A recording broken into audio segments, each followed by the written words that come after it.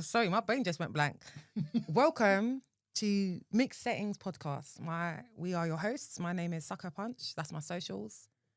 My name is Lulu, and this is... My name's Daryl Raps, aka London Open TV. So today, it's a mad one, isn't it? So, like... Yeah, it's the first show with me and Lulu, you know what I mean? Mixed Settings, and yeah, so what are we covering today? So let's talk about why we decided to call it Mixed Settings. Okay, yeah. Let's start there. Like, credit where credit is due. Dowell has shown time and time again, like, expert journalism on the street, relevant, like, authentic bits of information, not bits of information, like projects, works of information that has been needed. And we decided that now's the time to... Yeah, start the podcast. And so the name now, Mixed Settings, is because obviously I is a man, she's a woman. Yep. And we just want to cover a mixture of topics, you know what I mean? And there's a coincidence that we're both mixed race. So. But I cast myself as mixed race black. Same. You understand? I think I got mixed blood, but I'm seen as a black man in most environments. Same. I feel like if I'm in a environment that is predominantly white, I'm black. Fully. I'm considered black, unless they find out that what my heritage is.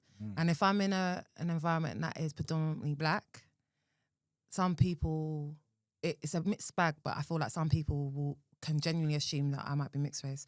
But I've had a lot of people say that I look like I present as a light-skinned black woman as opposed to a mixed race woman. I kind of agree. Yeah? I kind of agree. If I look, you ain't got that typical mixed race girl look. I think she could be... So stereotypical. But I'm yeah. sorry, man, them know what I'm talking about. So did the girls. Like, so did the ladies. women that know what I'm talking about. But I'm saying, like, I'll think, oh, she black, or she could be mixed. So you see that mixed race look here? Is that mixed race look... Would you be able to identify that as somebody that's mixed race, that's more on their white side? Or more on their black side? So when you're saying that mixed race look, is it the mixed race look that you can tell that they've been raised by white people? No. It's more just the look. Oh, okay. It's more just the look. Until if I ain't heard you speak, when I hear you speak, you can kind of gauge it more, innit? So if I spoke like this, hi Daryl. You're raised on the black side. Oh, it's still raised on the black side. Okay, that's really interesting. You know what I mean? But I know what you mean. Yeah. I know what you mean. I feel like it's interesting. What side was you raised on more? Mixed. I had mixed settings. So my mum is white. Okay. And my father is Black Caribbean. And I was raised by my mother and my stepfather. So your mum is white what? White English, but we've got Irish heritage. Okay. Irish heritage. So I believe my mum's side of the family have Irish heritage, and my mum's dad's side of the family have English heritage. Which is obviously kind of weird, because it's like, I understand that I've been around those people. But just to not to detract, your point is that the question you're asking me is that I had that. But my dad is a blues musician. Okay. So I've had culture, I've had understanding, I've had like history, like real history, and he loves books. He reads all the time. He paints all the time. So our household wasn't like, I would like to see it as a hippie household. The artists. Okay. So it's not I'm going down a pub or I'm doing those types. It's not that there's anything wrong with it, but that wasn't my upbringing. My upbringing was more eclectic, understanding where people come from, why people are the way that they are, and being more accepting. About the food? What was cooking? Who was cooking? Bangers and mash? Don't knock bangers and mash, you know. Don't knock bangers and mash. I don't eat pork, but don't knock bangers and mash, because when it's done properly... Those things. Listen, beans on toast. But you know what? My dad... You remember Ready, Steady, Cook? Yeah. Yeah. If my dad saw something... When the height of those programs were on TV, if my dad saw something like, that looked nice, he'd make it. He'd rustle it up. Okay. Same with my mum. My mum's more... she was vegan back then. And how vegan is amazing now. Back then it was just like, my friend, I just need meat. Like, I don't want... Pause. I just want food. I want like hearty food. I don't want to feel like I'm eating rabbit food. But yeah, my mum's food is lovely. My mum makes a mean lasagna. Okay. What about you? So, yeah, my dad's Jamaican, but he's born here. My mum, what is she? She's Bayesian and English. Bayesian and English, basically. But her dad's mixed race, so her dad's like Scottish and Bayesian, and her mum's English. So she's like quarter cast. I don't. You see the quarter, the half, the stuff like that. I hate it. Yeah, I hate it. But if you met my mum, you'd understand. No, I hear it. Like she in the kitchen, she cooks Jamaican. You know what I mean? So it's a weird one. So she's been influenced by the culture. Yeah, heavily. But her dad teach her to cook because he's Bayesian. See what I'm saying? So she's been influenced by the culture. But if you come to my house, you'd probably see the food she's cooking. You think, "Raw, what's going on here?" Like when I go Jamaican shops, I'm thinking my mum can cook better than this. I hate that feeling. You know what I mean? I'm not even gonna name and shame Like, the a shitty lot Jamaican of shops I've them, been like, to. I'm like, even when my friends come around with Jamaican friends and they taste my mum's food, like, raw. You know She what can I mean? sell it down. She's got the hands. Yeah, chefing. So, and my dad was a soundman, so I grew up in that type of culture as well, going to like all dayers and parties and stuff from I was like 5. And that's nice. like around the sound systems, there, just going everywhere. You know what I mean? So that like my childhood up to when my dad was like up to 11, like it was very, I would say, fruitful, like in the sense of culture. You know what I mean? Do you think that that's down to the time that we were in, the lack of social media? Yeah, that's got a lot more to do with it, man. A lot more to do it, because now you can just give a kid a phone in the corner. Back then, you had to, it was outside, you know what I mean? And our family was more closer back then. I think because of the music, because there was a lot of sound people in our family, so that will bring us together. Oh, yo, I'm throwing a barbecue. Yo, we're doing it all day. Yo, we're doing this. You know what I mean? So, yeah, when it comes to culture and that was a lot. Even though it weren't directly spoken to me, I was influenced by the music. Like when I was young, like Cape It On, I was like 10 when I phoned my dad when he's on radio. Dad, can you play that Cape It On song? So I was That's wicked. You know what I'm saying? And when I look back, I was thinking, why did I want to listen to Cape It On at 10? I was born to be free. Like them, you know what I mean? So them things influenced me. And my mum, like, it's mad because I was getting cussed in Cockney and Jamaican That's by hilarious. my mum. You know what I mean? That's hilarious. That so, is really funny. So it's just like, man was getting double doses, you know what I mean? Of you got the vim. You got the loud from the patois, but you know that when Cockneys are vexed, it's not, oi, what are you saying? Oi, I told you not to do that. Like when they talk quiet, that's when it's menacing. That's when it's the only voice you can whisper and be scary. Yeah, so I had a mixture of both, and like my white side, I don't really know that much. Like some of them, there's a little element of it, but my white grandma, really close. Like she's the best grandma, you know what I mean, in the world. Like she's always been there for us and rare. So that element. But I have a white family. There's a couple that we grew up with little, but now as adults, just little texts here and there on social media. Do you have like lots of brothers and sisters? I've got 3 sisters and 1 brother. Brother from the same dad, and everyone else is like 2 sisters from my dad and 1 from my mum. Do you think that they all share similar experiences to you? No. Oh, that's interesting. No, because I grew up when I was in my 20s. I was on this and early 30s. I was on this pro-black thing hard. Oh, really? Yeah, like I was like not. I was on like a pro-black radio station. So my brother would identify as mixed race. I would identify as black, even though we got the same mum and dad. But he's fair skinned, so he's experienced, even though we got the same mum and dad, he's had a total different. Yeah. He gets light skin privilege. I don't get that. You see what I'm so saying? is he lighter than you? Yeah, he's way lighter than me. But we got the same mum and dad.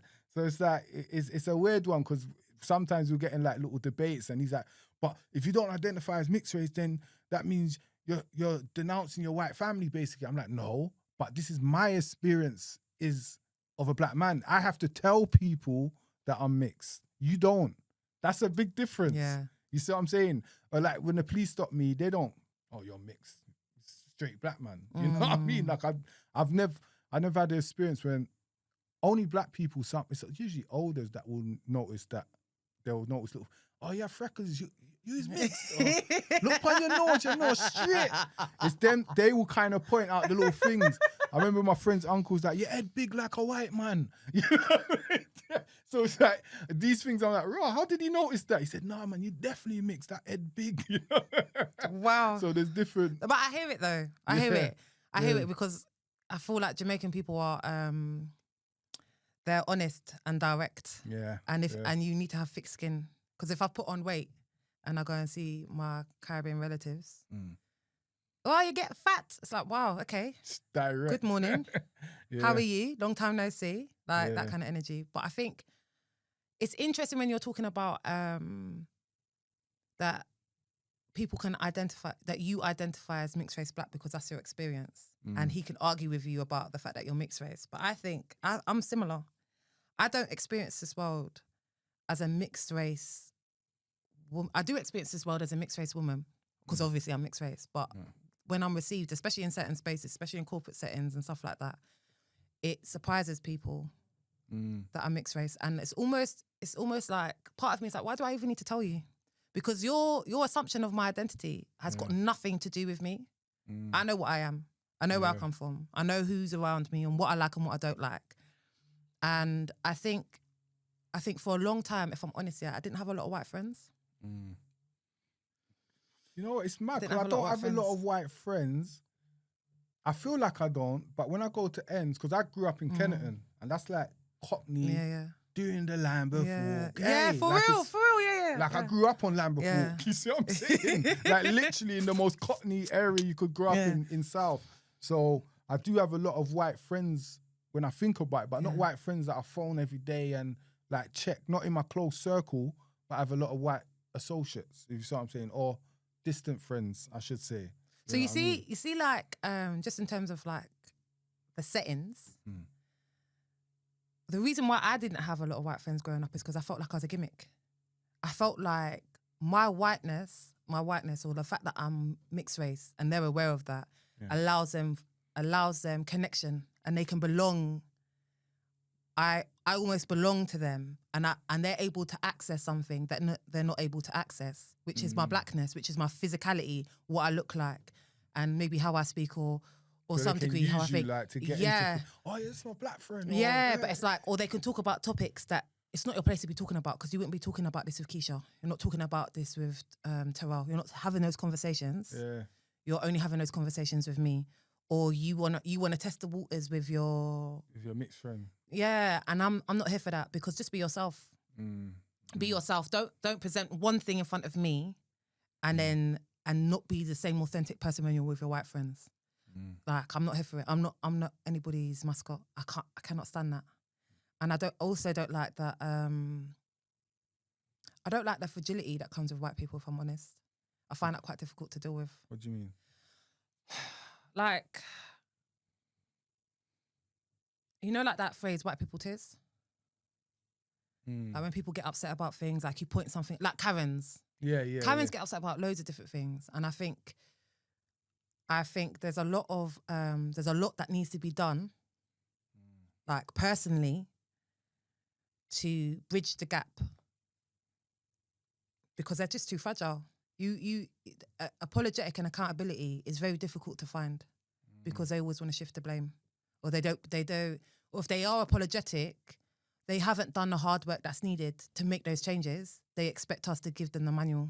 I kind of get what you mean, because say like, it's not all white people, obviously, not but all, you know, but say like even me, that I've been around a lot of like so-called conscious white people, and they're always on this thing with me, racism don't exist.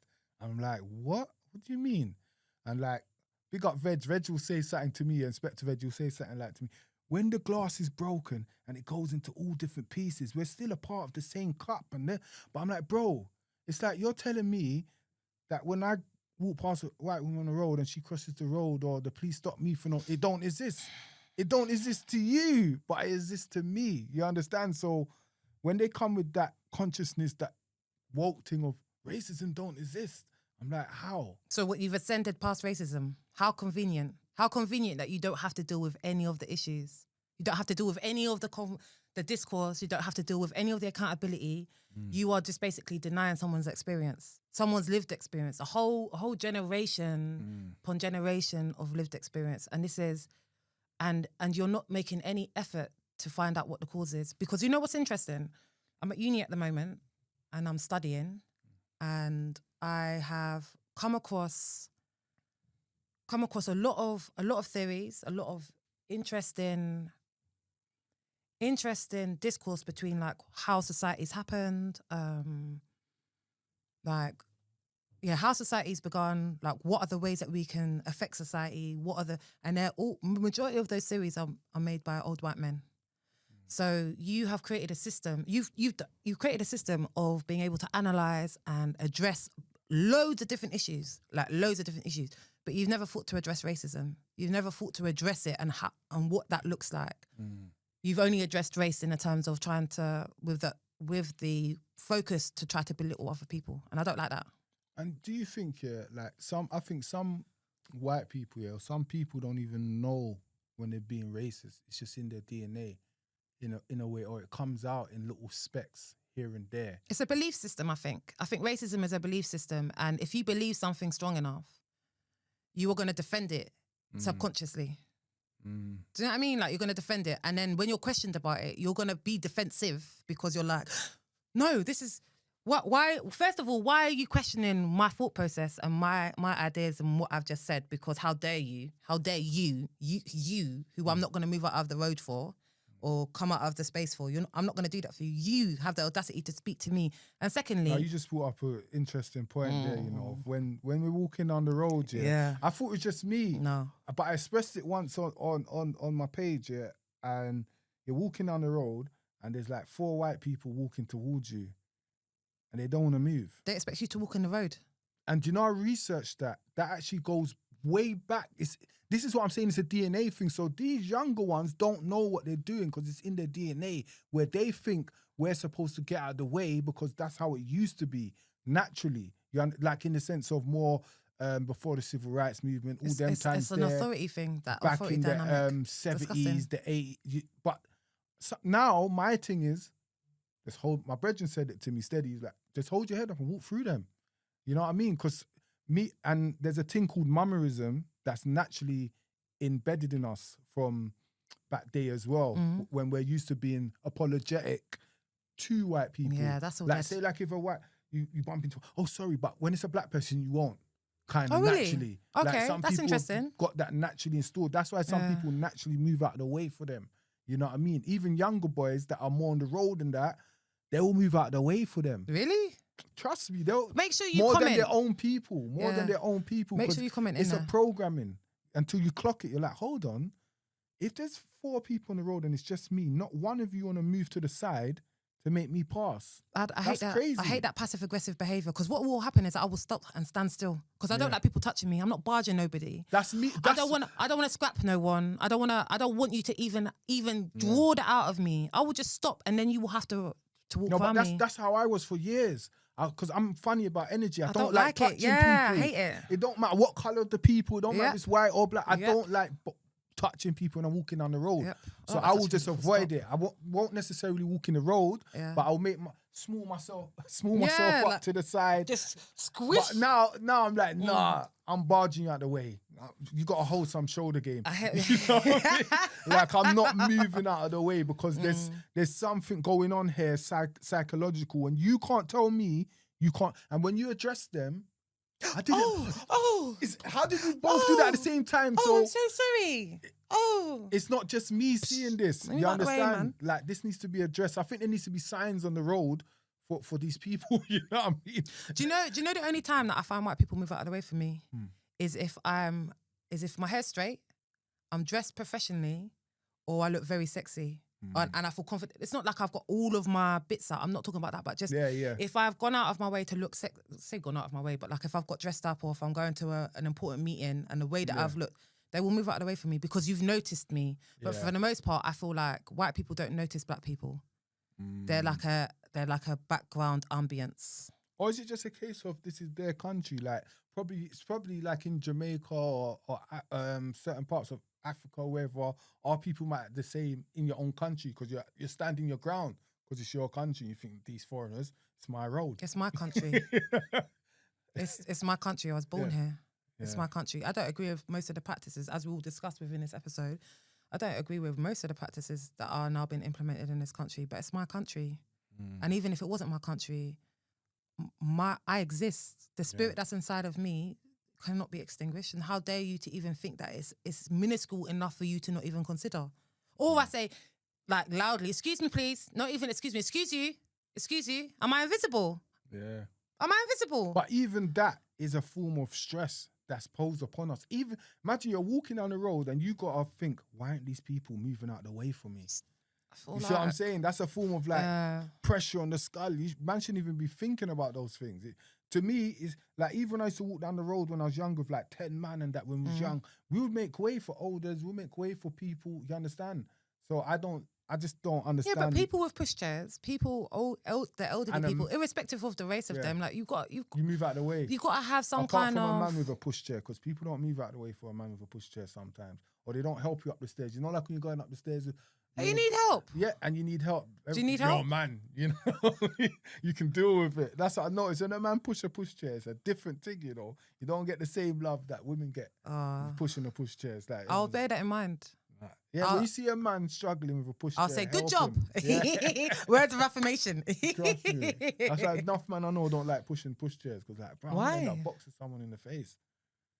What? Because they're getting in the way, or when naturally I'll get out of the way for someone with a pushchair. Yeah, but anything that, like, even if there's an auntie carrying like a shopping trolley, that's heavy. You got to take it. I don't think a lot of people have a thought process. Even there was a study recently, and it came out that a lot of people don't have internal dialogue. Oh yeah. Do you know how crazy that is? Yeah. And I wonder who those people are. I wonder who they are. Because if you can't consider somebody else, if you can't consider somebody else's literal essence. So internal dialogue means basically having a conversation with yourself in your head. Yeah. Like I was shocked that a lot of people don't have that. And I asked 1-2 people and some people said no. They don't have it. And it makes sense. Those people that don't have it, I understand. They NPCs? That's what I'm saying. Like, how can you not? But do you know what? This is not, let me not discriminate. Let me be a little bit more open.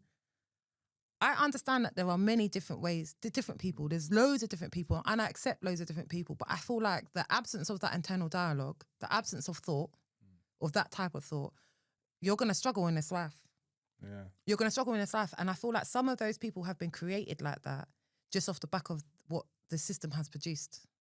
I don't think all people are built like that. I feel like that is like a, what do you call it? Like a casualty. A programming. Yeah, like I think it's a casualty of this programming. Because how can you not have a thought in your head? How can you not picture things in your head? Maybe some people are just here, innit? In the now, not in their head. I can't fathom that. Yeah, same. I can't fathom that. Don't make no sense. But we're all different, innit? That's the beautiful thing, innit? I suppose. Beautiful. Yeah, I suppose so. Let's keep it PC. Yeah. It's wonderful. I don't think that all differences are beautiful though. No. I think in terms of like what we're talking about in our first episode, being mixed settings, I think some opinions need to be challenged. Some thought process need to be challenged, especially what we were discussing before we came on air. Yeah, definitely. Like, because if you go into the history of mixed race people, yeah, like when the GIs came over from America and all of that stuff, yeah, like it was basically illegal to get with a white woman for a black man. So imagine those people that took the first risk to be with a white woman in those times. Is it a risk though? No, but I'm saying, imagine like you could get beat up, rushed, run down the road. Like you done all of that for tum tum. Do you know what I feel like? I feel like that's a real good conversation here. But I think that even if it, I believe that it doesn't matter. I think that put a big red bow on white women to say that you can't have it because men always want what they can't have. People always want what they can't have. And it put a big red bow on black men for white women to want them. You know what I mean? Exactly, but that's always going to be there. Because what they said was that the black GOs, or whatever you call them, the soldiers, they were more, they had more manners and they was more nice. The white ones, the American ones, they was rude and obnoxious. That's why the women started to fall for the black man. You get it? And what they look like. And their looks as well. Yeah, and what they look like as well. I don't know, but I'm just etiquette. No. I don't think it's just etiquette. I think it's actually what they look like and having access to that, the proximity of the access. But I think, like I said, men will do anything respectfully. And it doesn't matter whether it's white, black, Asian, Puerto Rican. There are some people that have got sexual discipline, but the majority of people don't. Which is why, to confirm my point, I said, why they try not to employ males in morgues. Because they will sleep with the corpses. It's a real epidemic. Wow. That's Do you know how crazy that I didn't is? know that. That's Women have woken up, been in a coma for years and been pregnant. You know Kill Bill, the film? yeah. See the last episode, and you find out, was it the last one? I can't remember which one it is, but basically she's given birth. They've taken a baby, but she's in a coma. Spoiler, it's been out for years. You should have watched it from a long time. She had that baby, she had that baby that she had was Bill's baby, yeah? But while she was in that coma, she was getting raped by another guy. Wow. While she was in a coma. This is normal. It's normal. It shouldn't be normal, but these things exist. So like you telling me that black men came over to sleep with white women, or they were able to sleep with white women. It's like, yeah, of course they're gonna do that because maybe that was the forbidden fruit, but it doesn't mean that they weren't doing it anyway. Because like it's in law that you're not supposed to kill someone, but people get killed every day, B. True. 100%. Yeah. But yeah, in terms of like the focus, yeah, what we were talking about earlier, how interesting is it when we talk about hair? Or how interested is it when we talk about other people's opinions around being mixed race? That's an interesting one as well because like, so I'm going back a bit, but I'm going to come back forward. Like with the hair thing, like people, I think black people sometimes, fully black people, like people like to say, like to take away from the mixed race experience, like, oh, you don't have the black experience. Mixed race girls don't have the black experience. And mixed race girls, I see this with a lot of podcasts with mixed race girls, got to come down, yes, I don't have the black woman's experience. I'm like, but what about your experience as a mixed race person? Because when I watched the documentary, this mixed race woman was saying her experience back in the day, like she got treated terrible, bruv. You know, dashed into care when her stepdad found out that that wasn't her child and she was black. He put in the back of the garden to the social service, came to get in and out of care. A real man came for her 14 years later and was abusive to her. Like, so what? So mixed race women don't go through nothing. You always got to like kind of like belittle your thing because maybe a darker person's been through more than you, but that's your individual experience. That's an interesting one, because I think you see, like in the same way that white people can don't have to consider nowhere near the same things that non-white people have to consider. I think there's levels to it, there's scales to it. So yeah, you're right. So a dark-skinned black woman's experience of life, or any dark-skinned person, whether they be Asian or black, I say black, or like Afro-Caribbean, Afrocentric, yeah? Yeah.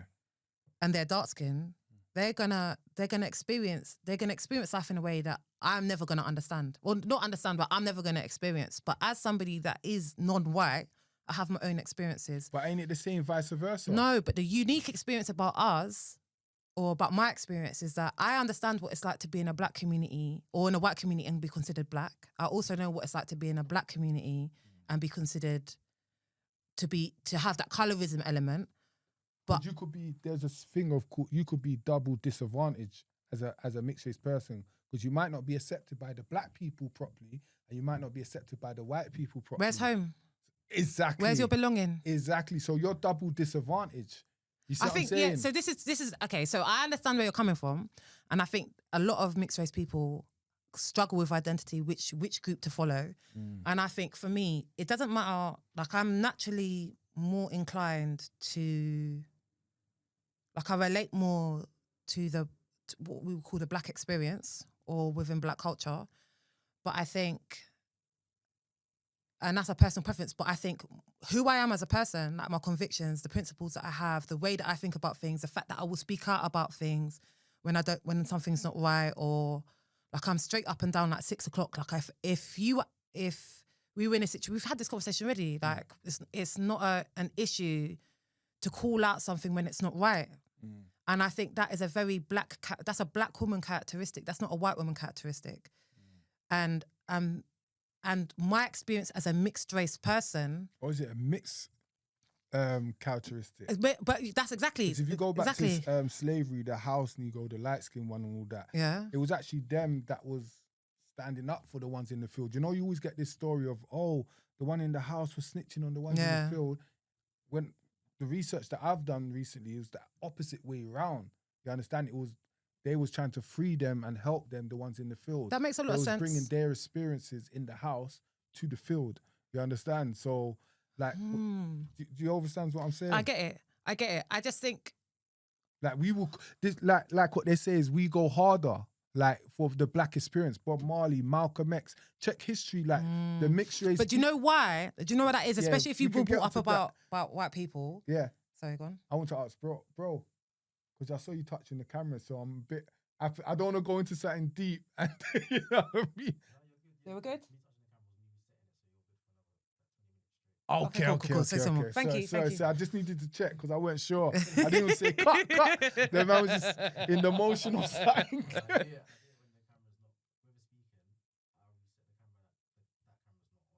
Oh, okay. Okay, great. Oh, Thank you. wow, Thank wow. So we don't need to stop then. Okay, wonderful. okay. Thank you for that. Thank you. Sorry. Sorry. I was a bit Yeah. nervous. Shall I stop? Okay. You keep that in as well. Yeah, man. The first show. Because this is the learning. realness. This is the realness. This is the truth. We're learning. I think the mixed race experience stems from the fact that, like, for me anyway, the reason why I talk about it is because you see the microaggressions that might exist within black culture. You know, like if you go to an auntie's house, yeah, or if you go into a house and you see auntie and auntie looks at you, or the way that she's shifted, that language, that verbal language is very similar in African households, in Caribbean households, in most non-white households. It's just got different accents on it, yeah? In white households, it's completely different. So black households, are, from my experience, are quite direct. Even if they're indirect, they're quite direct. Whereas white households are very passive-aggressive. It's very indirect. And those languages that are spoken, that I'm fluent in, that the non-verbal languages that I'm fluent in, even the verbal languages that I'm fluent in both scenarios. When I see white people in certain spaces, I'll be like, nah, you're behaving in a way, you're getting away with behavior because they don't know who you are, but I know who you are, and I know what you mean by what you're saying, and I'm not having it. And in the same way, do you think that I get what you're saying? Yeah. Like, I think, like, as a mixed race person, whatever, black, whatever you want to call me, I can read a white person like it's like 100%. a soul thing. Like, yeah, nah, he's shifty. Like, straight away. Like, even when I've been with my black friends and like, no, he's all right, or that. No, he's not. He's not. I read that body language. Yeah, you don't know him because you know, like, you can read like you said, like in black households, like the body language, like auntie would do. Like, it's just auntie might be vexed with you, but you're still gonna eat. Yeah, and you can trust the food that you eat. Yeah. There's some people. There's other households that you can go into, and they're gonna be really nice with you, but you cannot eat that food because the intention behind that food, whatever they haven't been able to express outwardly, they have put that in that food, so you can't eat it. Yeah. And that's a real thing. So just take heed, people. Energy thing. And that's something that exists within any culture. But I think I can only speak on my own experience of having the most common. I don't even know if it's the most common, but like the basic white and black. Yeah, that's mixed race. Let's do that because I hate when people say they're mixed race and you're Ghanaian and Nigerian. But they're mixed race. You're not mixed race. Okay, mixed. You're okay, black. Ghanaian and Or Nigerian. you're Jamaican. You're Jamaican and Nigerian. You got you're mixed black. culture. So what about if you're? That don't make no sense. What happens to if me. you're Nigerian and Filipino? That's mixed. That's different. What happens? Because that's two different spectrums. That's two different races. Like, that's two different poles. But if you're Nigerian and Jamaican, you're black. You're not mixed. That's begging it. But you don't think that those cultures are different? Their cultures are different, but So they're the same people. Okay, so yeah, we know that they're the same people. genome, the same bone density and all of this Yeah. stuff. You know them ways that, like, I don't see that as, like, someone said, some girls like, yeah, I'm mixed race. Yeah, what's your mix? Oh, I'm Ghanaian and Jamaican. You're not mixed. You're black. You know? I don't see how that's mixed to me. No, okay, they are mixed, but they're not mixed. Okay, so there's a mix of cultures, definitely. There's a mix of cultures, because but you're not a mix. Jonathan Rice and Peas is two different things. Yeah, but you're blood. Do you understand? But say, like, if you're Ghanaian and Jamaican, those Jamaican people could have been from Ghana. But look, I understand what you're saying, like the West African migration, yeah? I understand what you mean, but what I can take from that is that there is not one definition of this word, and how you define it because of like the wider society is that of somebody being mixed race is two two completely different cultures Yeah, 100%. coming together. However, I do understand what she's saying, because in her household, like in a Nigerian house, like a traditional Nigerian household and a traditional Jamaican household back in the day, they weren't getting on. There was not to say that they weren't getting on, but there's a stereotype that Nigerians were X and Jamaicans were Y. But you could have that for people from two different places in Yeah, Nigeria. Because they've got different You cultures. could, but Igbo, Ebo. you could, but you there's see two what I'm different. saying? I think Ghanaian, Nigerian. I hear it. You see what I'm But saying? there's two different languages as well, and I think that's also something else. And there's two different geographical locations as well, and two different thought processes, and also the fact that the stereotypes that exist within each culture can sometimes be. Sometimes it's very similar, but sometimes it can be conflicting. So I can understand where she's coming from. So do you think black and white mix should have like its own title? Because to me, that's like opposite ends of the spectrum. Like that's a whole new. No, I do, but I think I've thought about that before. You know, I thought about that before, because it's like, how can you just call me mixed race? What does that mean? How does and that why do I have you? to tell you what I'm mixed with? Yeah, that's what I'm getting to. Like that's what I'm Like alluding to. why can't being mixed race be one old African proverb word? Yeah, you understand? Like, No. Like instead of like, so you got black, white. So black and white are colours. They're not people. Yeah. Then that's not an original group. Asian is a group. Then you've got what are the other groups in there? You got black, white, Asian. I think that's like those are the main groups when I'm thinking about the boxes that you tick on mixed or other. Yeah. It's like, well, how would you? There are so many different mixes. There's so many different types of people. Most people should just pick other. Yeah. Does that make sense? Like, but I feel like instead of having black and white, there needs to be Afro-Caribbean or European. Like, because what are you asking where I'm from? Are you asking my geographical location? Or are you asking my gene type? Yeah. Like, what are you asking here? And why does that matter? If you're asking for my geographical location, I'm a British person. I'm not English. I'm British. Part of me is English. You could be English. But that part, yeah, I don't consider myself English, because what I understand to be English is white. And I'm not white. But the cheddar man was black. Fair enough. Yeah, I mean, we could claim it as well. I mean... Because I think that whole thing of that we're all from Africa, I think Africa's the motherland. I agree 100%. But I think black people have always been all around the world. 100%. They've been the travellers, the sailors, the astrologers. You see a lot of the same things everywhere How in the world. How did Columbus get to the Caribbean? It was Moors that was directing them on the boat. Do you get me? Because they knew the seas. So...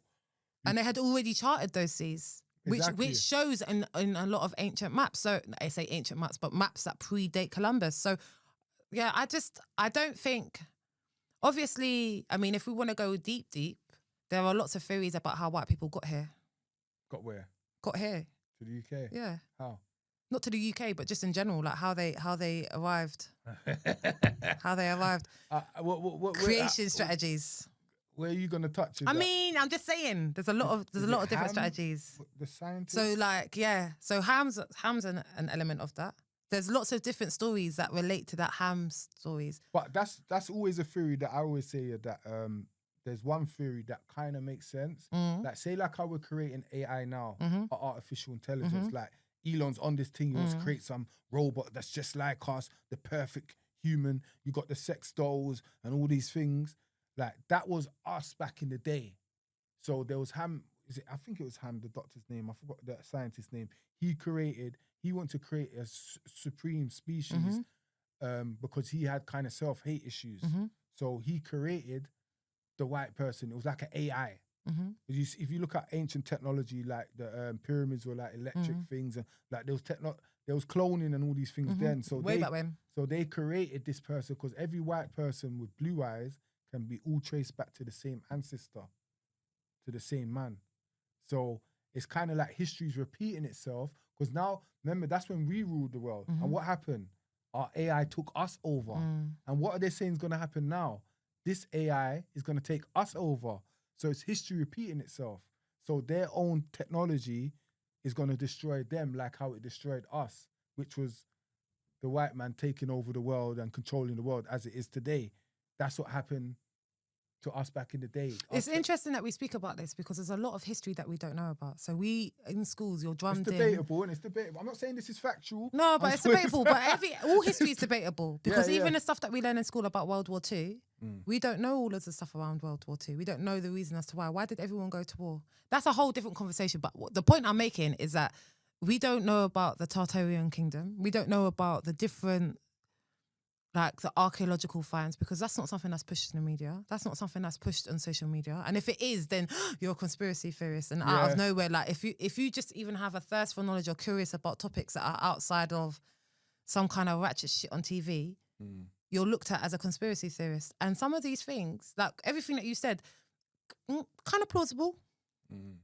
It's kind of plausible. And I get that there are some people out here that have got some very strong and deeply held religious beliefs. But I'm just saying that's a theory that's out there that, to me, like, there's like a 20% in my mind, 30% of like, hold on, this kind of makes sense. Do you know that all white people because it doesn't make no sense. Reason why I say that, because what always baffles me as a mixed race person is, how did slavery happen? How did Africa get conquered? If we was, because black people, we come with this thing of we're so intelligent, we're so strong, we're so stronger than them. How did we get taken over by such a small minority? I think I have an answer. Like that, to me, that always baffles me. And like the artificial intelligence, we created our own technology that destroyed us, kind of makes sense to me. I think I believe that. I believe there's some truth in that. But the thing I was going to say before that is that majority of white people have the RH7 gene, or the RH7 gene. I think it's RH7. But that gene basically means that you can be born with a tail. Yeah. And only white people have that. And that goes back into, the scientist things. Do you have a tail? About... Fuck you. I got web feet. So got web feet. I got web feet. Yuck. To show you. Nah, G, this is not OnlyFans. I'm all right, thank you. I might pop off on there, I might pop off with my web feet on OnlyFans. Laters. Man's feet, yuck. No, I don't have a tail. Okay, I don't have a tail. But why? Hallelujah. Yeah, but it's normally, what do you call it, taken away from birth? Yeah. And that's something that you see the conversation you just had around the scientists mixing stuff. So they tried to make an AI, but they were mixing things with different animals. So which is why, that the goat and that where we call our children kids and stuff like that. And the goat worship and all that stuff this comes from there. But when you're talking about why did it get taken over, I think one of the reasons is because we live in affinity. We live with an affinity with the land. So if you've got an affinity with the land and you've got abundance, there might be some tribal disputes or whatever. But if someone from the outside comes in, you're going to welcome them. That's their nature. If your nature has been created off the back of warmongering, torture, unstable power dynamics, like control, if that's your thought process and you don't know how to till the land or have an affinity with the land, you're going to abuse and exploit the people that do. I get it, but that's... Anyway, it's this still topic, not, we could go on ages about this part, but I'm saying it still baffles me to this day. Yeah. How We're did that going happen? mad for Ibrahim Traoré now. Yes. You understand? Big up Ibrahim Traoré. Big Burkina Faso. Big up. We are big supporters. But my thing is, like, to this day, it's still in that situation. Congo, what's going on with the Colton, with the phones. A majority of Africa still prints money in France. Even England, I found out today, even Jamaica prints money in England. Their money's printed in England. Barbados, their money's printed in Canada. Like, huh? So we're still... They've got no mint in there. So what we're saying is, and then we celebrate Jamaican independence, but we're printing our money... What independence? We're printing our money in England. How does that make sense? What independence? That's what I agree. That's what I always say. I don't celebrate. I'm like, what independence? Last time I checked, to do anything in Jamaica, and this is with the greatest respect and love for all the Jamaican families, Jamaica in general. The last time I checked, for you to do anything in Jamaica, do you know how many tick boxes? Do you know how many checklists that you have to go through? Do you know the waiting times? They've created a system that your average Joe, your normal person walking off the road has got to wait at least 3 to 6 months for just a response back. And that's ridiculous. And that's not a system that has been created by them. That's a system that was created prior to them to confuse that system. Like in terms of politics, some of their politics are awful. It's a lot of bribery. It's a lot of money laundering, and the people will tell you that land is so fertile. It's crazy fertile. You've got resilient, hardworking people that are naturally problem solvers. Yeah, they naturally know how to. They're direct. They can find things.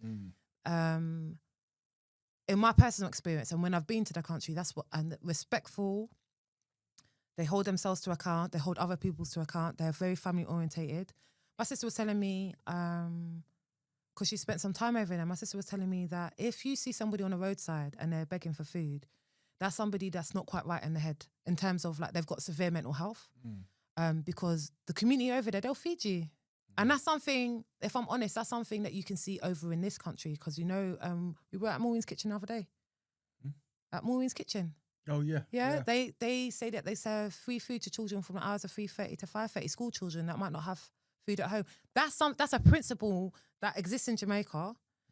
And that willingness to give or that willingness to share is something that's evident. It's natural. I remember when some war veteran was like, some white war veteran was like, it's the Caribbean women that have been feeding me since I've been homeless for 5 years. Yeah, I saw that. Yeah, I saw that. Yeah, and he's like, I'm so grateful. And that's why if you check it, but that Caribbean, what is it in London though? Yeah. And if you check the culture, like in the care system and all these places, you get me. A lot of Caribbean people. It's not because they ain't got uni degrees, and it's because it's their nature. Yeah, you understand. So for a system to be created, for you to say that the money that is printed comes from a different country. And up until recently, I think they removed the Queen as a head of state up until recently. But that don't make no sense because King Charles released vibes. You know what I mean? But my point is, King Charles. Do you understand what I'm saying? So those scenarios that exist, you're dealing with a colonial system with people that are victims of colonial crimes, really. So it's. I just think that there are lots of different ways that we can address. I've lost my train of thought. I'm so sorry. Anyway. We were talking about Jamaica, and the fact that it takes forever for anything to be done in Jamaica. And that's not a reflection on the people. That's a reflection on the system that's there. And that system has been created by white people to stop the progress of Jamaican people, because this world will have it known that all the greatest creators and inventors and leaders of our community, of our society in general, are all white, and it's a fallacy.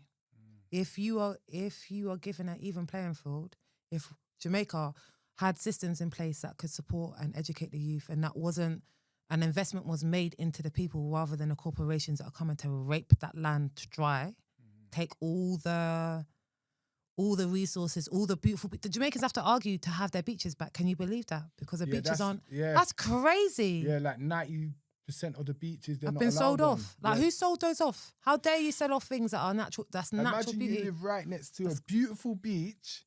Yeah, like the ones in Jamaica, and you're not allowed on it as a local. They tried to do that in St. Lucia as well, and St. Lucians just stormed the beach. They rebelled, didn't They stormed the beach. Straight away. But that French I'm Revolution surprised you're element. having that, Jamaica. I'm surprised. And people ain't, like I've heard Vive speak about a lot of things, but he ain't spoke about those things. And he don't live in the country no more. And he's playing his goody two-shoes role, but he ain't directed that. I've heard Sizzler, Queen Africa, couple, the reggae artists are standing up for that, because how does that make sense? How does that make sense? How are people that are living as fishermen? What do you mean that they can't use that space? What do you mean? What is for? It's for people that benefit from the subjugation of that country to come and relax in that country. Do you know how rude that is? That's so disrespectful. Yeah. And then people don't want to argue that, or people in this country specifically don't want to argue that or fight that, because it means that they might have to pay more when they go to a different country. They might have to pay more fees for doing on the beach, like going on the beach. I sometimes look at the world, and think there are very obvious problems, but nobody wants to fix them. And I think I've got a lot of things to say, as do you, and this podcast is going to be aimed at trying to address some of these issues. Because although we can have a laugh and a joke, essentially we're living in a world that these issues need to be spoken about. They need to go out to the masses. And I wanted to tie it back into our topic. Do you think that Caribbean people come in here, and that's the biggest mixed race population is Caribbean and English, yeah?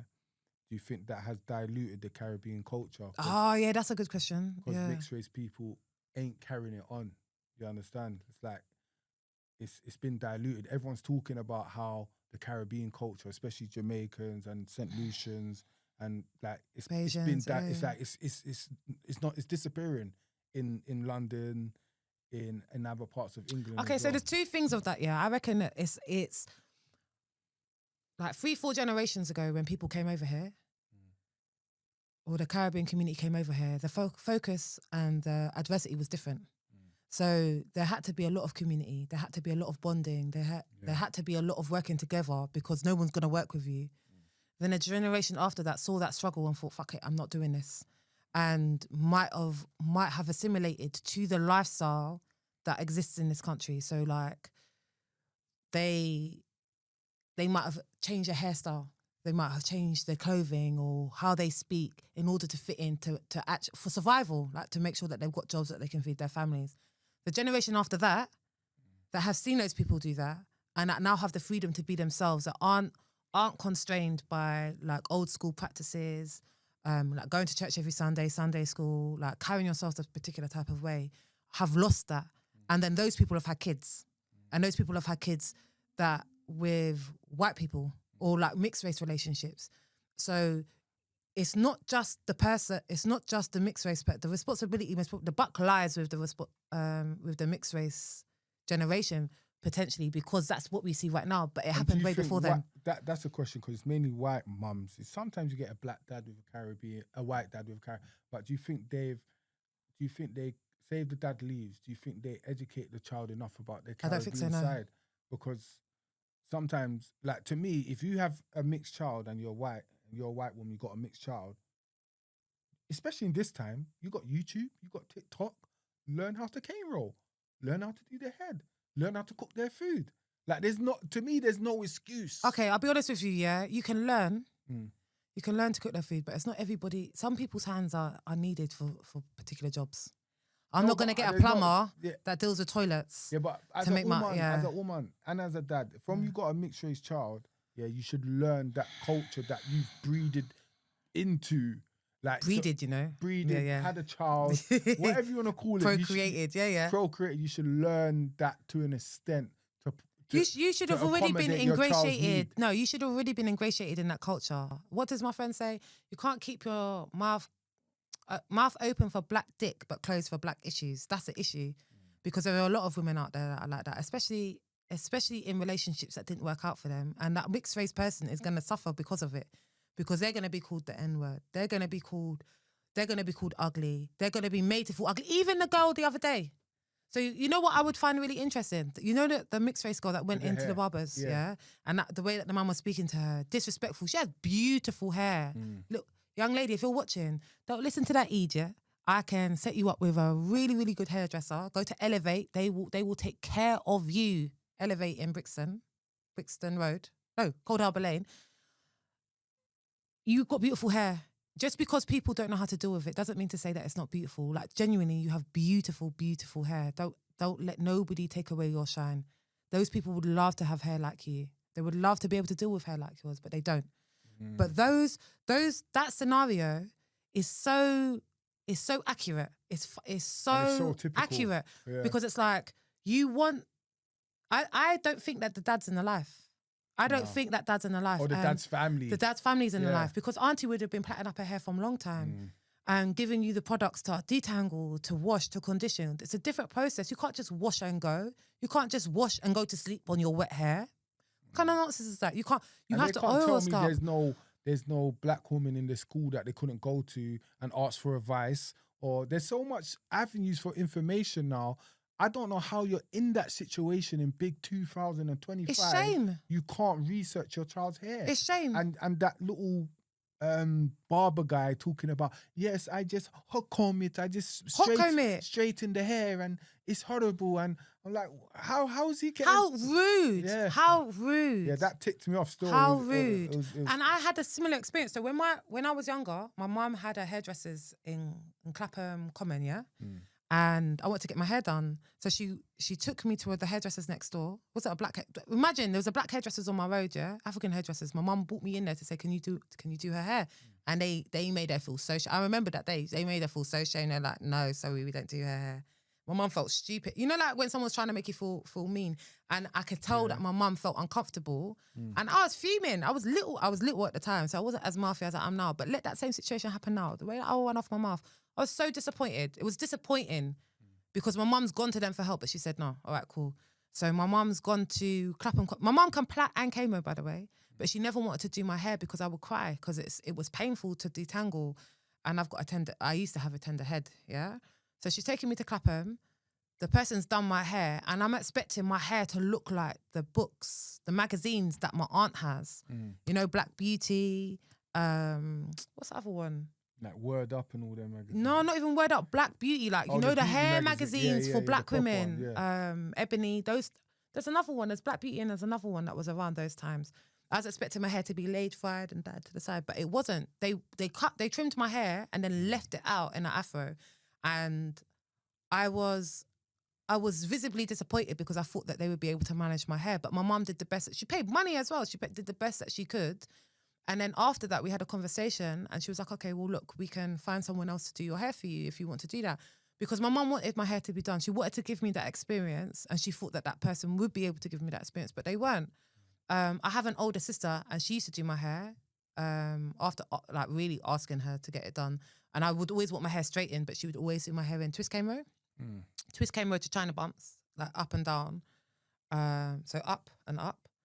And then my stepfather's sister, my aunt, she used to do my hair as well, but unfortunately she passed away. So when I was quite young, so that heritage or that understanding kind of went out the window. But as soon as I got to secondary school, I learned how to cane row because I've got a younger sister. I learned how to cane row. I learned how to do hair. There's nothing with hair that I cannot do. Okay. So off the back of being shunned and whatever, and my mum taught me how. I say my mum taught me how to cane row, but she explained to me what it was, and then through my friendship group, it was like used to be able to do that. But interestingly, I thought like as a stereotype in my head because of how I've been treated, I thought all black women would be able to cane row. I thought all black women could plait. The first time I met a woman that couldn't cane row, and she was black, I was like, but my mum can. Yeah. What do you mean that you can't cane row? You got black hair. How can you not cane row? How can you not know how to take care of your hair? And that allowed me to understand that there's a bigger scenario that talks about that, to explore that actually some people aren't taught about how to take care of their black hair because their black hair has been a bone of contention for so long. It's been like people have been made to feel rubbish about it, so they don't want to deal with it. You say like the white mum didn't know how to look after the mixed race girl hair. Yeah. I think that's similar to black mums that put weave in little girls' hair. I hate it. Why are you putting weave and extension in like a 4-year-old's head? That's crazy to me.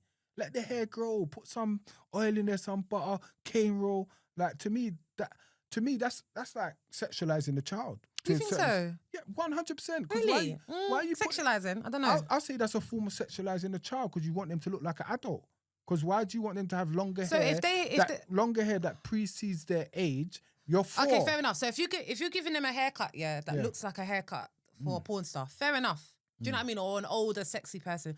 But if they've got plaits and braids and they don't have a lot of hair as it is, or they've got sparse, they've got alopecia, and they've put extensions in their hair. But how would you know? No, and even if there's no illness, different. Yeah, but I'm saying just if they've got a hairstyle that looks like a child's hairstyle, then what's the problem? No, but I'm saying if they're 4 and 5, under 10, I don't think no weave, no extensions should go in a girl 5, they're under 10. They're in because reception, their hair's yeah? still growing. That's going to weaken their scalp and weaken their hair. All that pulling and tugging is supposed to grow naturally. Like, why are you going to put weave in a little girl's hair for? I don't understand it. Because I think that forms a self-hate relationship with their self. I think they think, oh, so my hair ain't good enough. Because when I was younger in school, girls used to have weave and extensions for like I'm putting it in to grow my hair for a couple months. Now, 2 years you got in, 3 years you got in, 4 years. I think what happened to it? Putting it in for growth. Yeah, but I think there's so many things to unpack here because there are. Because how someone decides to express themselves is entirely up to them. How they want to have their hair. Are they expressing themselves as a 4-year-old? But wait. Expressing I'm just talking theirself? about people like peers from secondary school onwards, or like from 11 onwards. If you're entitled to express yourself, even young people, young children, infants, they're entitled to express themselves how they want to express themselves. It's the messaging that is important. Because if you teach your child that actually having extensions in your hair is a nice addition, but your hair is the most beautiful part of you, but it's just like putting an accessory on. So one day I might wear a pink dress, the next day I might wear a Liverpool top that won the Premier League. You get me? 2025. You'll never walk alone. Wear that again. Don't wear that again. Don't hate. But the point I'm making is that I'm entitled to change my opinion, and hair can also be an accessory. I think it only becomes a problem. I don't mind. Like, say they got a little clip in, but you're saying a little play date. You don't mind, but who are you to mind what they've got in their hair? I'm a man. So what does that mean? Why does your opinion matter? I've got nieces. I'm saying under 10. I think it forms a bad relationship with their self. I think it formulates as an element of self-hate. That's what I'm saying. I don't agree. I think that's why even in Boko Mufasa and then country, them and they are banning weave and that from schools because it forms self-hate. It's facts. Okay. So my there's different. That's why I said there's complex. How to look after their hair. Hair care is very important. How to look after their natural hair. When they get to teenager, they can say, you know what, mom, I want to look with extension. I want to look with this, but I guarantee you, if under 10s or under 13-year-olds didn't have weave up to 13, by the time they're 13, they'll have such a love for their hair, they wouldn't want that stuff. Or they could be so tortured by the fact that they haven't been able to access something that they really want to access and look to that as the savior. So when they get older, that they're going to be A, B, and C. Because what you're missing out from this conversation is that not everyone lives in Mr. Open TV's household. You get me? It's my opinion. No, it's your opinion, and it might be shared by other people. But I'm trying to explain that your opinion is based. I think a lot of people will share my opinion. No, they might share your opinion, yeah. But the point I'm making is that in the world that we live in with the young people, that the world doesn't share their opinion. The world, and I'm not saying that you should live for the world, but there's a certain level of, like I said, and it's the health side it's the messaging. Yeah, the health side as well. But it's the messaging. What's in the weave, the glue you're putting in the child's head. It's messaging. It's about being able to, like for me, it's about being able to be versatile, because I don't think you should not do something. It's not so much you should not do something, but I think hair is such a specific issue because it's a crown. It's the first thing you see when you see somebody. Exactly. It's your crown. Exactly. And that's what I'm saying. And I think if a child has alopecia, or if a child is going through stress or doesn't have hair, but you might not know that and pass comment on that child. No, but I'm not talking about those. I'm not talking about sickness. That's different. I'm talking about in a normal child's hair who doesn't have a problem with their hair or whatever, and you're just putting it in there for the sake of you want this girl to look like she's got longer hair. Let me dish it out like I'm a dad or an uncle. Yeah. And I'm like, yo, why are you putting that in my niece's hair? Why are you putting that in my daughter's hair? And she's young. What's her answer? And this stuff here doesn't matter to her. She don't want it. You fair want enough. it. Fair enough. If it doesn't matter to her and that's something that she hasn't requested, then fair enough. But I tell you this for free, most girls, especially in this country, most girls, especially non-white girls, will put the towel around their head and pretend that they've got the long silky hair or the long hair, that they, even a long afro hair, whichever, but they have long hair because that's what they see. Because of Disney. That's Disney. That's Rapunzel. It's not just Rapunzel. You know It's also the women that you see in your household. It's also the imaging that you see on pictures. It's also I think it is a desired aesthetic. It's not the only desired aesthetic, but it's a desired aesthetic because women that have their hair bald are also very attractive. But it's not attractive, but it's also desirable. And it's also a statement in and of itself, because it's like, well, if long hair is so desirable, why have you barred it all off? Why do you not have hair? And that agency to change your appearance based on how you feel, how it best represents you, I think is okay. I think what you're saying in terms of really young children putting that stuff in their hair, it becomes a problem because you're right, the things are toxic, and the tension potentially. But I don't think it's good, innit? I don't know, man. I'm on the fence with that one. I understand where you're coming from, but I'm on the fence with that one with young children. Yeah, that's what I'm saying with young children. With young children, because there's so many different reasons as to why. No. If you've got a frontal piece, on a picnic, that's not right. That's not right. Health. If it's health, they got alopecia, they got some form of thing that messes up their hair. That's different. That's a whole different argument. So what about children in secondary school when they've got a full head of weave? I don't agree with it. I think it's ridiculous. You think so? I think it forms so much self-hate and this baddie behavior and all of this. Like it's like I saw these little girls. The weave was all down to there. They're like 40, like down to nearly the floor. I'm like, what's this all in aid of? And who benefits from it? Not our community, because they're not going in our shops to buy it. 100. So you got to think about the economical side to it. It's not coming from our community. You understand? You're going into a boss man shop, the Indian man shop. Can I buy some weave? You're enriching his family to look like them. That's where it's self-hate. Because you're not going in. Which girl, these little girls, goes into these shops to buy afro? They got afro and weave. You never see that. They're going in there to buy hair that is not usually a part of their genetic makeup. I've got sisters or stepsisters. I say stepsisters, but like my sisters that aren't blood, but I've got sisters that go out, that are young, that go out of their way to wear afro hair. I think when we were growing up, completely different.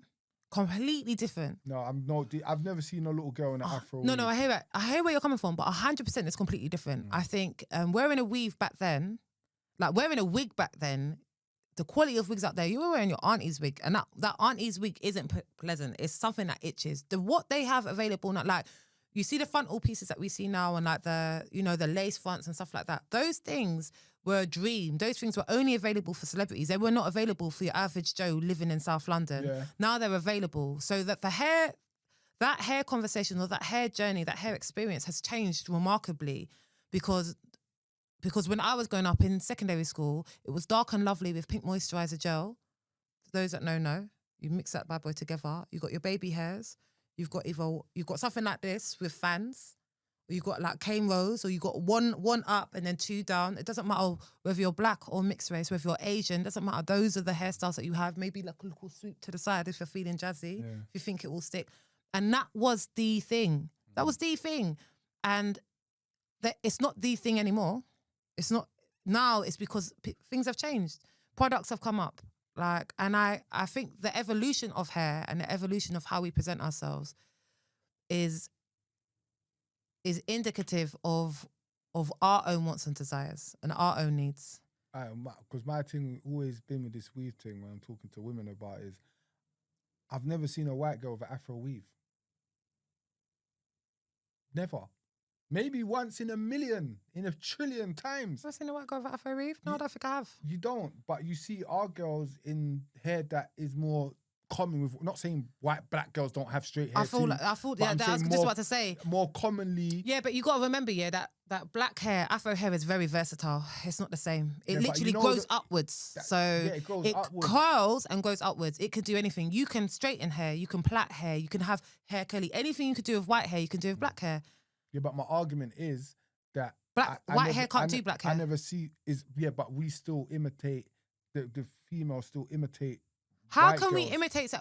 Respectfully, how can we imitate more than they imitate? I understand where you're coming from, but how can we imitate something that we can do? No, but I'm saying if you see one white girl online with braids put in, it's on Shade Bar, and everyone's like, "Oh look, she's cultural appropriation."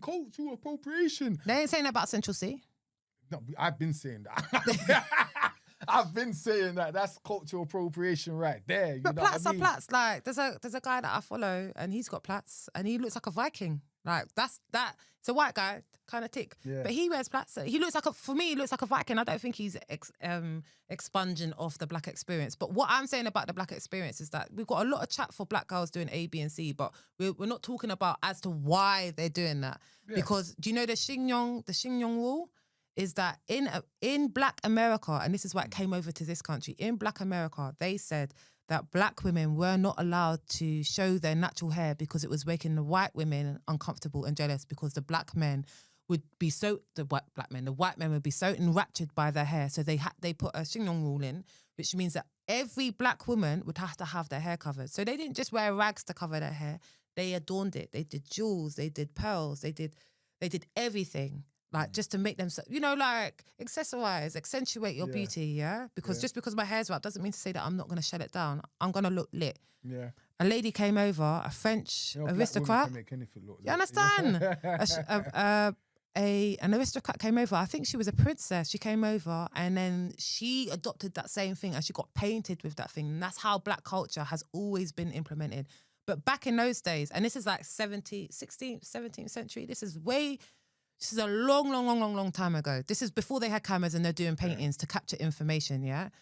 And that they've been told that their hair is not good enough. And they've been consistently told that their hair is not good enough. And the advertising and the marketing campaigns were not PC back then. They were disgusting.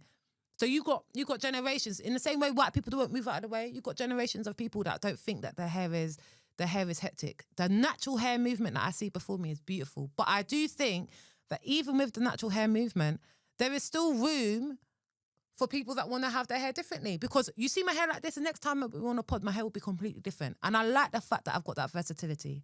If I only had one type of hair, if my hair was only straight and wouldn't curl, I'd be pissed off. I wouldn't, I don't know.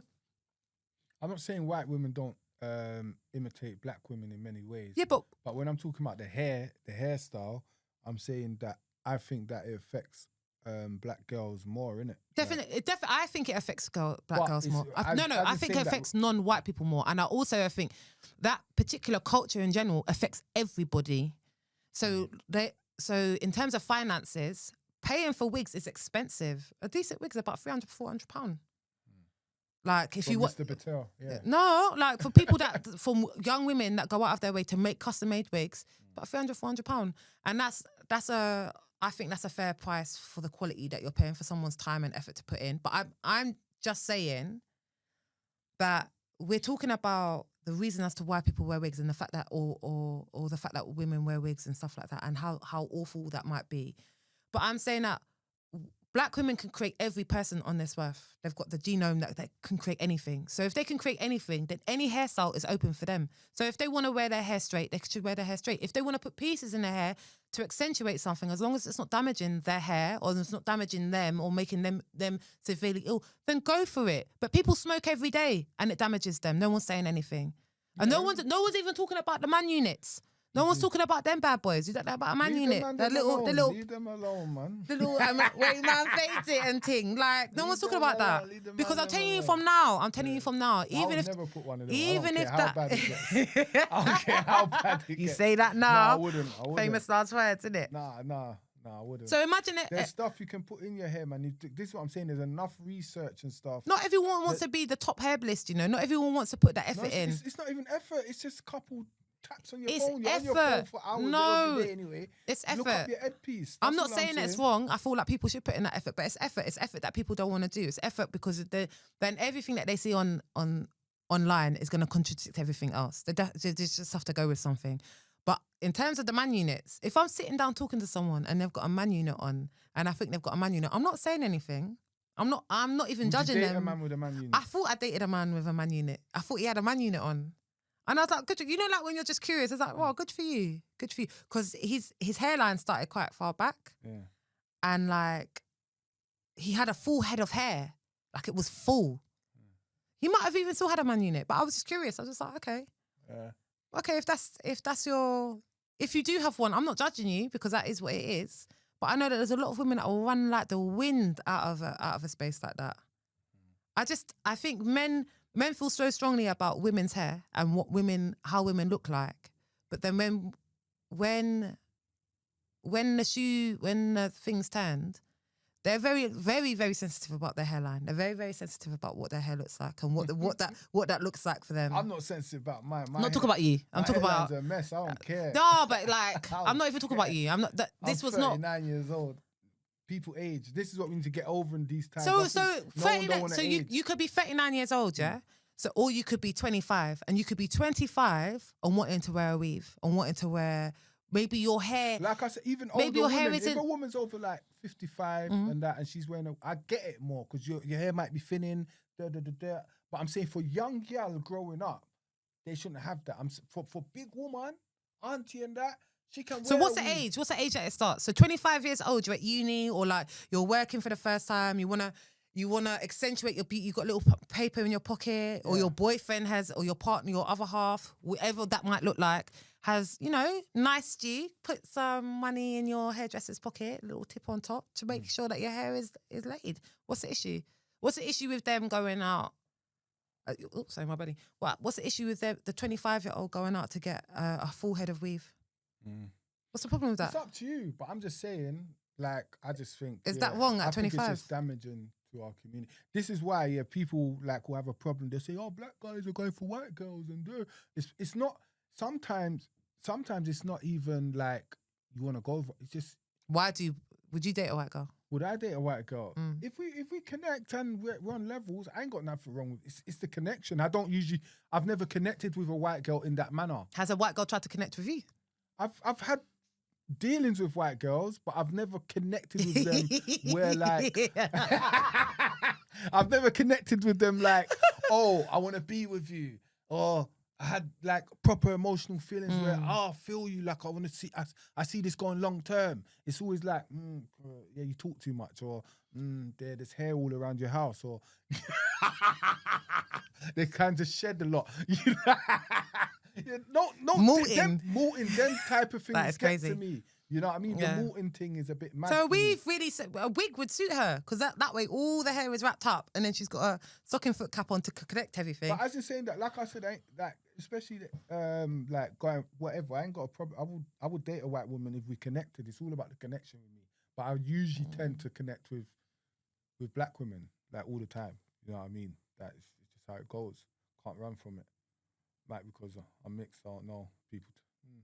I mean, I always like dark skinned girls. That's more my preference. Brown skinned girls. Do you think that's because you're pro-black?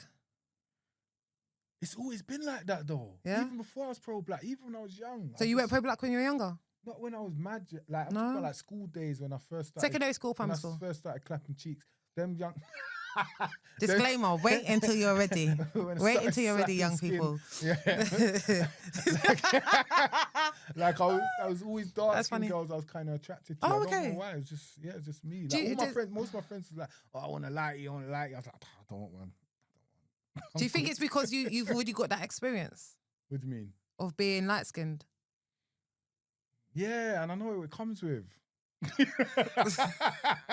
You know what I mean? That's interesting. I don't know. I've never really even with a mixed race girl. I've never really connected with a mixed race girl. Like do you think that has any other race connected with you, or that you thought that you could potentially be in a relationship with, like Asian, like Indian Asian? I like the idea of that. Yeah. Like when I think about Asian girl. Yeah. Like if I was ever in that predicament where not even single and all of that, and Asian girl, me and an Asian girl got into it, I wouldn't knock any race. I ain't got a specific, but I usually connect with black girls. Okay. And black women is usually my preference, but I wouldn't turn down. There's beauty in every race. I hear that. If you got with a white person and they said that they only date black people, how would you take that? They don't date white people. A white man can't touch me. He must be crazy. I only like black men. Women tend to have preferences more than men. I hear that. So I wouldn't be offended. You know what I mean? I just like, she likes black man, innit? It might be some type of abuse, something she's gone through, what's got her to this point. It might be, some people say it's a fetish, but I think women usually have a bigger preference than men. Would you date a white man? Why not? You suit my brethren Scott. I swear down. He's a good guy. No, I'm joking. It's not for me. It's not for me. I never say never to love, innit? You never know you're going to fall in love with. It's not for me. I know what I like. 2 years later. No, it's not for me. And it's not a disrespect to people out there. I mean, no, I respect it. For me, it's just like, it's a different dynamic between men and women. And I think it's a different perspective for men and women. Yeah. A different dynamic for men and women. For women, like I believe that a man should be able to lead me A man should be able to lead me. In order for me to submit to you, you have to give me something to submit to, yeah? And submission doesn't necessarily mean being like a little schoolgirl, like, yes, I know, because that's not my energy at all. It's not black women. Yeah, so like for you to lead me, you have to have some kind of authority. You have to have some kind of something. And in that dynamic, I'm already anti the system, but also like if even the thought of being intimate with somebody, that just makes me feel uncomfortable because I know that there's been so many of my sisters, my aunts, my uncles, my grandparents, my history, my lineage that existed before my father was even born, before my grandma was even born, where white people have taken advantage of black people. I naturally feel repulsed by it. So it's just, and that's a real thing. Because imagine if we're intimate and he turns around and says a racial slur. I'm offing everybody. Oh, you black. Are you crazy? The whole thought of that makes me feel sick. Get my pink willy. No,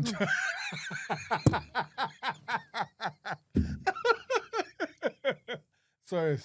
Oh God, wow. My children are going to watch this. Sorry. No, G. Sorry, big man. No. That's disgusting.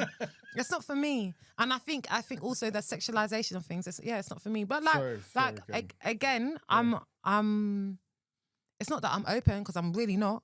In terms of relationships, I know what I like and I know what likes me and I know what benefits me. So I'll keep it at that. But I do understand that dynamic. And I do always find it really interesting when I see black women with white men.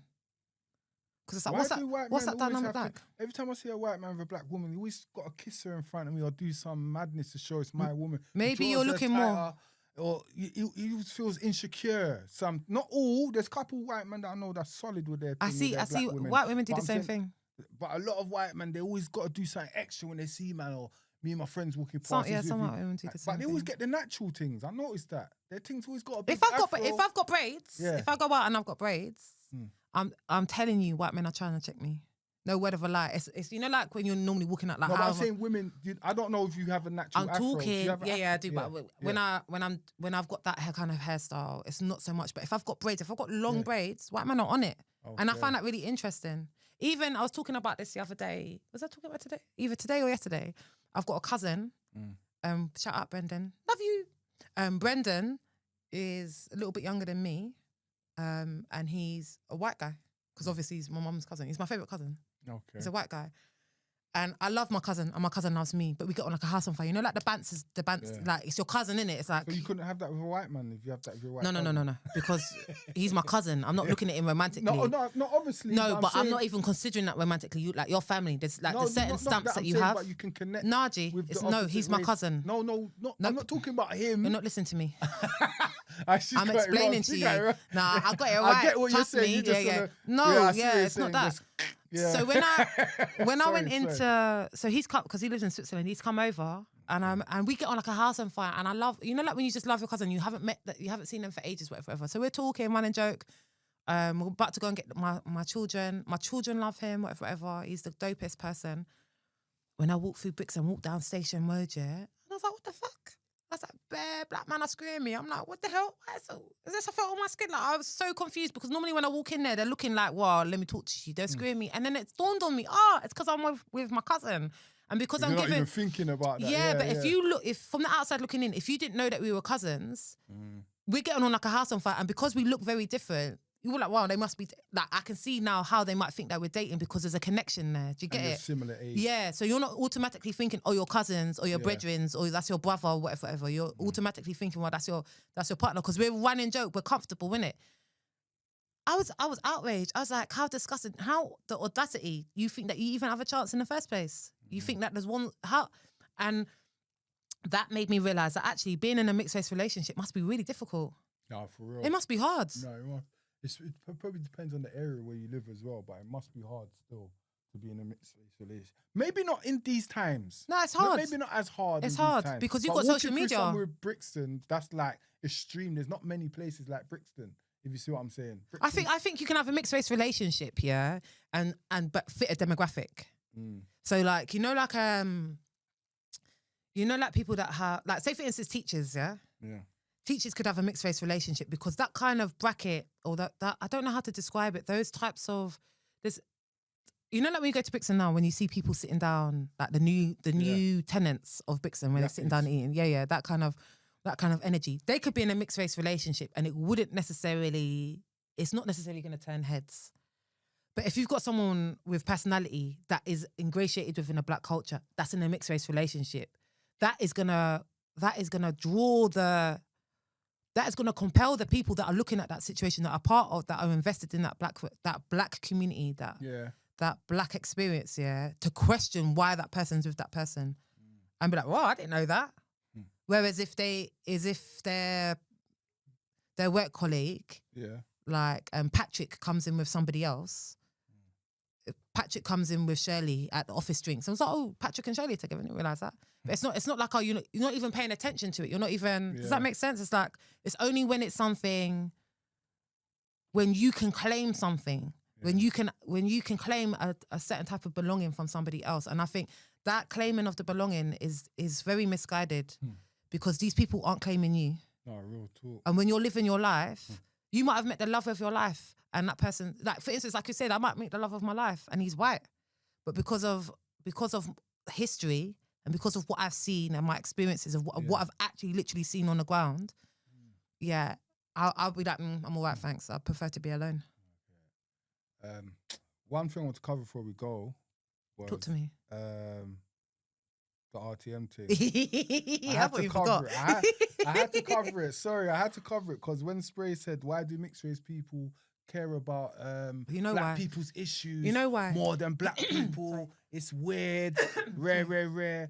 I'm like, the reason why I think is because I think why are we so shook? I think because having like a white family and a black family, I think, why don't we stand up for our rights? Why are we so submissive to this system? Why a man then got so much energy for each other, to dup each other on the road, but when it comes to standing up for us, you don't see them type of man there on the forefront. So that's my issue with that whole statement of, oh, mixed race people are weird for standing up for black people more, because you don't understand that when man goes into a place that's predominantly white, they're not seeing man as mixed race, bro. They're seeing man as black. You understand? They see man as black as you. You know, there's no mixed race privilege that comes when you're in a white space to that extent. You know what I mean? And another factor of that is that, like, if you look at like Malcolm X, a lot of man changed their whole life because of Malcolm X. He was mixed race. His mum's name was Louise, you know? Exactly, Louise. You know what I mean? I'm just saying. Bob Marley and shout out my bigots. What's her name from the Black Panthers? Angela Davis. She's a big boy. Huey Newton. Yeah. And there's so many figures in black history that black people will claim them, then they'll come with this whole, oh, you're not fully black. For some mixed race people, like I say, when Obama went in the White House, he was black. When he left and he didn't do nothing for black people, he done more for LGBTQ. He done more for them, man. He's not black. I hear it. Obama's not black. Like, it's like you pick and choose who you want to see as black. You know what I mean? And I think the reason why these type of people, they like to bully mixed race people because they can't bully the white man like that. Like when man was sitting with Tommy, man didn't have the smoke for Tommy, but man was badding up the mixed race girl. You get me? Oh, but you're not even fully black. You're not even. And it's, to me, bro, we still fight for you. We're still on the front line. Probably more. You know, even Dr. Umar said, he said in the last 10 years, mixed race men have come more to the forefront than black men. That's what Dr. the king of black consciousness said that. You see what I'm saying? Like mixed race people, I think we go over and above because we feel the pain more because we see it from both sides of the spectrum. I think that's why I think go a bit more ham. I think it's a bit like double agent, isn't it? Because I understand, like we've mentioned earlier, I understand the violence, the silent violence that is perpetuated in certain situations, and because I have that experience of both sides, I'm not gonna have it. And equally, if I'm in an all black setting and I feel people are being a little bit unreasonable, I'm gonna say it's the same thing. Like, what the hell? Like you can have, like, for me, I have my own thought processes. I've lived vicariously through other people, and I also have my own experience as a human being. But I'm not gonna use that experience as a solid representation each and every time. You get me? Like, I've got to be open to different experiences. I've got to be open to seeing different experiences, but also different people's points of view. So in that situation, I think sometimes you're having to consider so much stuff. Then you're doing like an elimination list. Like, is this worth my time? Am I going to get the result I want? How am I going to get the result I want to speak out about things that I need to speak out about when people are committed to not hearing me? They only want to hear me when I'm stressed. My demise or my frustration or my trauma, my anguish, my children's trauma, my children's anguish, it's all entertainment for you guys. So when I'm saying something, when I need you to act on it, you don't want to act on it because you don't even want to move out of the way from me on the roadside. So why would I open up my mouth in this moment and say something? So I think I completely understand why some people just check out, because it's hard, man. Sometimes I check out. Like, sometimes I'm opinionated, but sometimes I check out of these types of conversations because it's like, we're going to talk about this, now what? Because the life is still the life in. Do you get it? But I think the reason why I say the things that I say is because I feel compelled to do that. If I don't say that, then I'm doing myself a disservice. And might not. Because I think, say like you're a mixed person, where you got this side, you got that side. I see the black side, but I see the suppression and the stuff that they're going through more. Yeah. So what am I going to stand up for more? Yeah. The one that's going through it the more. Yeah. I see my black family going through whatever. I see black people getting stopped, and I see the Chris Cubbers, what's his name? Where the riot started for, the Mark Duggins. Mark Duggan. The Stephen Lawrences, all of these type of things. I see these type of things. So obviously I'm going to think, my people need me. These people need, you know what I mean? I see the injustice that's being done to the black side of me way more than my white side. They can't. But do you feel like you address injustice regardless? Because I think that you do, and I also think that I do as well. So if I saw somebody being disrespectful, like for instance, a mixed settings comes to not just male and female, not just our mixed heritage, but also old and young. Yeah. So when I see young people on the roadside, I'm looking at them like, you're my son's age or you're my daughter's age. I can't be intimidated by you because I'm an adult and I'm here to protect you and care for you. That's my role. Yeah. So from that perspective, I think it's a role that's played. If a white child is being rude to a black elder, I'm gonna cuss out the white child and correct them. If a black child is being rude to a white elder, I'm gonna cut out that child and correct them. All injustice. But on principle, I find that when you address something, when you show that you respect yourself, naturally people will respect the things that you're saying. They might not necessarily agree. Yeah, it's just like if I see a black youth disrespecting a white elderly person, I'm going to bad them up. Because that could have been my nan. It needs to. You see what I'm saying? I'm going to bad you up, just like if I see a black youth disrespecting a white elderly try to make, I'm going to bad you up to try to explain where you're going wrong. But I think the reason why that injustice thing is important is because I'm not sure about you, but I've seen some of my family members make stupid comments before. 100%. And on both sides. I've seen some people that feel comfortable. I don't know, like, so you see like how black people insult each other and white people insult each other. It's two different things, and you've got to catch it for white people, especially if you're not in that space, because they'll diss you in your face. Like, oh, so it's like you got a job. You know, like you don't get it, then after you say, oh shit. Nah, G, like, if you want to, like, when we were growing up, we watched Never Mind the Buzzcocks. Never Mind the Buzzcocks. Have I Got News for You? And Only Fools and Horses and all them. Only Fools and Horses, you get me? But those two shows, spoke about real-time issues, real music, like, and the society and the thought processes that are around it. So that kind of sarcastic humour, that witty banter, I understand because I grew up on it. But also, like, I think there are distinctions, that there is not one way of doing things. You might have, like, in a black household, the foundation is black. Yeah. In a white household, the foundation is white. In a mixed race household, the foundation is different because it is the amalgamation of two different cultures coming together to create one culture, to create one appreciation for the culture, which is what we are, and then we go out and create our own homes based around that. So I think having both of those cultures, you can see the positives and you can see the flaws, and 100%. You have to say on something. What he said, he's a trigger guy. So he's saying it to trigger people. Yeah, man. So forget what he said. It was more the comment section. Because this has Oh, gone really? super viral. Tell me. Like on bare Pan-African pages, they've reposted it.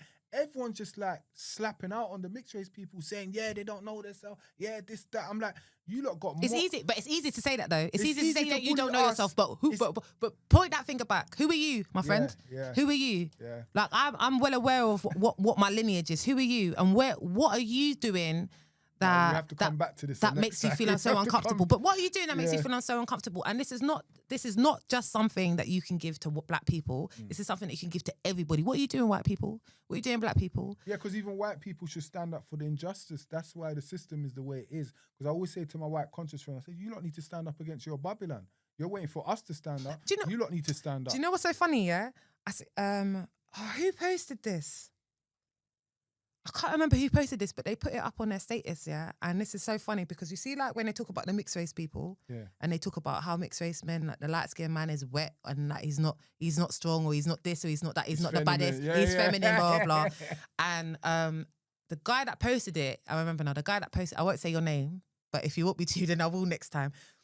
The guy that posted it is light skinned, and I think he is actually mixed race. I think he is mixed race, and he posted it, and it was so funny because it's so triggering. It's like, men be cussing light-skinned men, or light-skinned men, but be in a hurry to make one. Dark-skinned men be quick to be cussing light-skinned men, but be in a hurry to make one.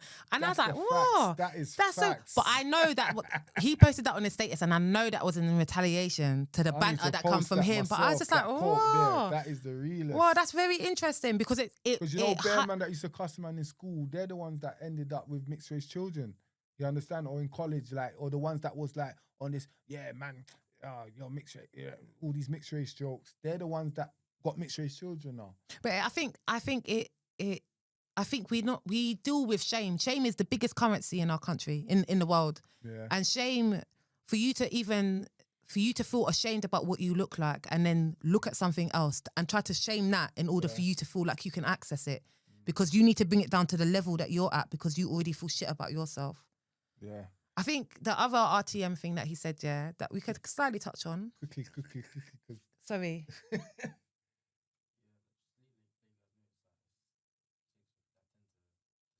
Okay, all right, cool. Let's done. All right, then. Yeah, we're wrapping up now. Yeah. Mixed settings. The first time, so next time we need a buzzer, like a sound. Yeah, we were expecting you to be like, yo, the time. Oh, okay, I appreciate it. Mess up the flow, bro. You got, man. You got just even. We got to get you a hammer or something, like just throw it over here. Just throw up the 10-minute sign. Yeah. Then I know. That's why sometimes I'm looking at you to get your eye. See, like, but it's cool. It's our first time. You know what I mean? So now we know going forward. But nah, man. Yeah, man. So yeah, mixed settings. You know, follow This all is the the first socials. podcast. Yeah, man. Yeah, and We're on so mixed settings on mixed@mixed.settings on Instagram, on TikTok, and on Snapchat. and it mixed.settings.podcast. I swear it is. Hold on. Let's do this again. Is it? Am I right? I'm going to get the logins. Hold on. Sorry. Yeah, we've done now. Oh my day. Yeah. Sorry about that. Okay, so yeah. So follow us on all the socials. So it's mixed.settings. Sorry. Mixed.settings. Let me start again. Sorry. Follow us on all our socials so you can keep up to date with all our comments and questions. So on TikTok, it's mixed.settings.podcast. On Twitter, it's mixed settings. On Instagram, it's mixed.settings.podcast. And if you want to email us just to say thank you for providing such an interesting and invigorating podcast. Or if there's any questions that you might have, please don't hesitate to email mixed.settings.podcast@gmail.com. We'll be happy to receive your email and your information. But yeah, man. And we put the YouTube down below. Yeah, we'll put the YouTube. Comment, like, and subscribe. We could have just done that anyway. But Yeah, anyway, love, sorry. love. Done. Out.